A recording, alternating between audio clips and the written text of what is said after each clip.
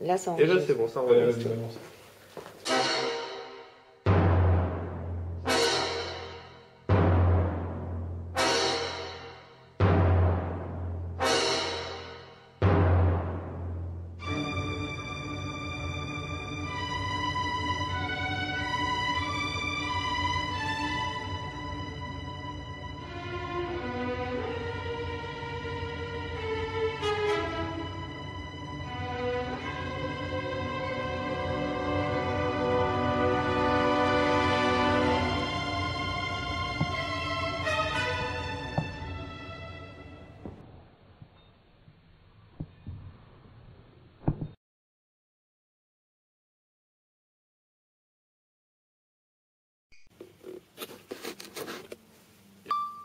Nous sommes donc, comme promis, en direct du pôle Nord Inside pour 7%, le journal d'investigation de Artist Asylum.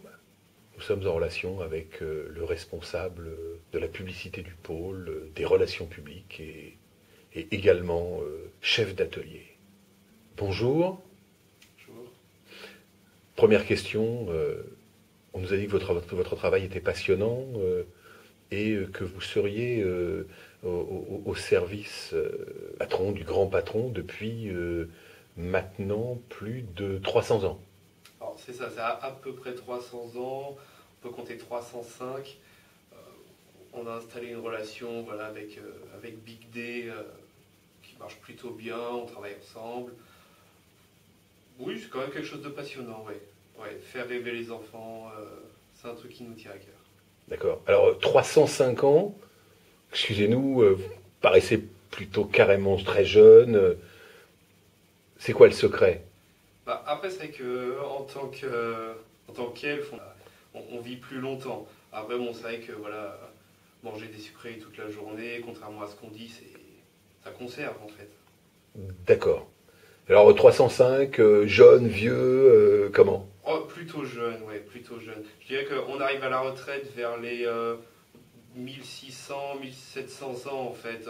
Donc c'est vrai que la retraite à 62 ans chez vous, ça nous fait un peu sourire en fait, hein. D'accord. Alors aujourd'hui, il était question que vous nous révéliez quelques documents top secret, n'est-ce pas, sur lesquels vous travaillez pour ce Noël. Et alors là, on a des tas de formules, des choses absolument hallucinantes sur ce tableau. Est-ce que vous pourriez nous expliquer un Alors petit oui, peu? alors, en fait là, on vous a ramené quelques documents, ceux sur quoi on travaille durant l'année. Alors, c'est pour l'année prochaine, où on travaille, on a analysé donc voilà comment couper une part de bûche, qu'est-ce qu'une bonne part de bûche, parce que on ne fait pas n'importe quoi avec une bûche, vous voyez. Une bûche, c'est voilà le tout, mais il y a la part. Et c'est vrai qu'en fin de repas, une trop grosse part de bûche, c'est quand même un peu bourratif. Donc là, on a calculé la part idéale et le bon visuel pour une bûche. Donc là, on est resté quand même sur un modèle bûche rayée classique. La bûche, voilà, la petite rayure, le petit sapin, le petit champignon meringue, le dessin de Noël du Père Noël réalisé par un enfant. Comment l'enfant voit le Père Noël, ce qui est en fait un message assez fort, assez novateur. Le rouge, qu'est-ce que le rouge Santa, donc le rouge du Père Noël. Voilà, c'est des choses qu'on ne laisse pas au hasard. Le sapin, bien sûr, donc le sapin qui est un nouveau visuel, un concept fort qu'on a chez nous. Est-ce que par exemple la bonne formule pour un sapin parfait et tout de suite identifiable, petit échantillon des prochains emballages cadeaux qui pourraient apparaître sur le marché. Ah, j'aime beaucoup le orange là. Oui, le orange, alors c'est vrai que c'est un peu la tendance qui marche là, orange, on a eu beaucoup de rouge et or, et là on a voulu partir sur de orange.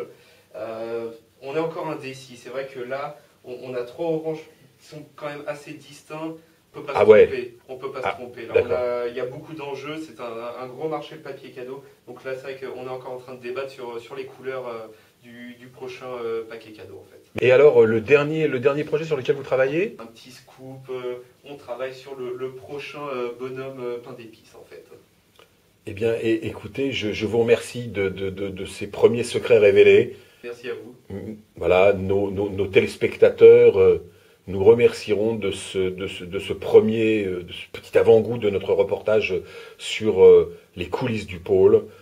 C'était donc Hubert de la Tronchambier, journaliste d'investigation auprès de 7% Investigation, le journal de artistes Asylum.